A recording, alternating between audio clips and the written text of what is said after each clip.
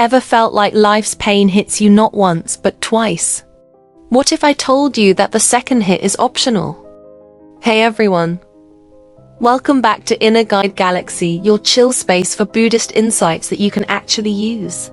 Here, we break down timeless wisdom into real talk you can apply today. One of the core teachings in Buddhism is to understand pain and suffering as part of life, and to see them as they truly are. Yet this is easier said than done. When we go through painful feelings and painful situations in life, we tend to worry, become frustrated, and fall down mentally. But the Buddha offers us a different way of thinking, to see this pain and this suffering, to use that experience to add more meaning to our life.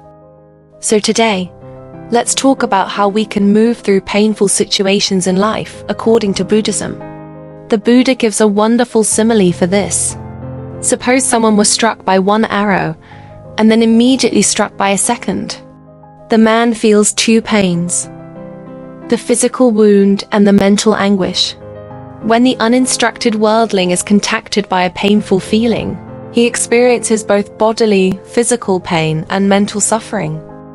Why do we worry when facing unavoidable suffering? Because we expect life to be free of pain. Yet life itself has an intrinsic, inherent nature of suffering, pain, and unsatisfactoriness. The Buddha teaches us not to try to forget or run away from this truth, but to accept it as a constant companion on our path. When an ordinary person experiences these feelings and wants to escape from this pain, they often seek delight in sensual pleasures. It's a normal reaction to distract the mind from discomfort. For example, some turn to alcohol. Others distract themselves with sexual misconduct. And many of us consume more and more social media these days to escape our pain. If you notice any pain in your life, just check your behavior. You may find you've unconsciously sought external distractions. Now, the Buddha doesn't call this chase completely wrong. Instead, he warns that it does not solve our problem.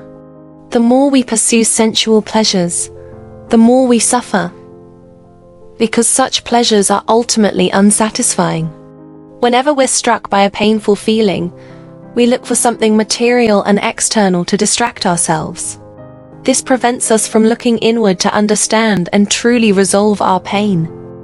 Instead of chasing sensual pleasure, the Buddha invites us to look at pain as an unavoidable part of life. Pain is an inevitable condition in life, but worrying is an optional choice.